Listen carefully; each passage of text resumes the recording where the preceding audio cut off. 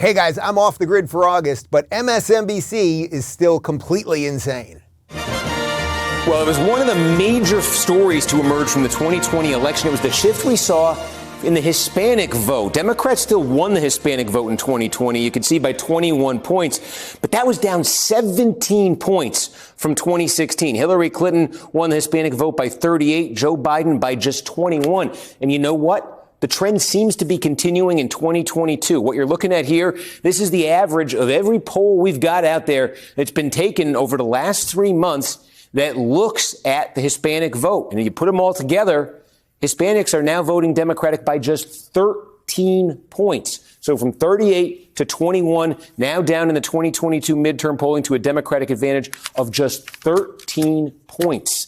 What's going on here? Our next guest, Ruy Teixeira, co-wrote The Emerging Democratic Majority back in 2002. It argued that a diversifying electorate, including the growth of the Hispanic electorate, could make Democrats the majority party of the 21st century. 2 decades later now, though, Ruy Teixeira is now arguing that, quote, working class and Hispanic voters are losing interest in the party of abortion, gun control, and the January 6th hearings. And Ruy Teixeira joins us now. Thank you, Ruy, for joining us. It's interesting. I feel like I've been hearing for years, maybe even decades, that there were certain issues that Republicans could offer sort of as a bridge to Hispanic voters. There was potential for Republicans with Hispanic voters. And yet it really seems that it was during Donald Trump's presidency that we started to see this significant movement that's continuing now. Why did it start now? Well, that's a good question. And I think a lot of Democrats are asking themselves exactly that question. I mean, it seems almost hard to believe, right? I mean, Donald Trump, the guy who said the things he did about immigrants and was, borderline or actually racist in a lot of ways, at least in his pronouncements.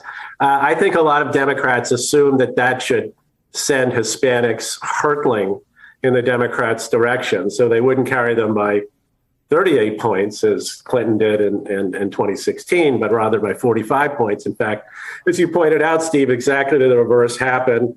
There was a very, very large drop in the Democratic advantage among Hispanics. It was true nationally. It was true in almost all states. And we see moving into the 2022 election that it's probably getting worse. Some polls have Hispanics basically just tied between Republicans and Democrats in the generic congressional. This is, in the last off-year election, Hispanics probably voted for Democrats by about 35 points. So something happened that's sending them away from the Democrats. And my theory is that there's a couple of important things here. One is that I think Democrats assumed that Hispanics, because they're people of color, were sort of all in on this racial reckoning that we had in the summer of 2020 around George Floyd, and that generally they could be treated as a group that is very, very sensitive to these issues of race, very, very sensitive to the kinds of the dialogue around that, and sort of very sensitive to the issue of immigration, for example, which was something that Democrats always thought they had a big advantage on. And I think in the process, Democrats have lost track of the fact that this, as I put it, Hispanic voters are normie voters. They're voters who are concerned with upward mobility, with jobs, healthcare, their communities, their kids, effective schools, public safety. These are voters who thought the Democrats could be relied upon to do a good job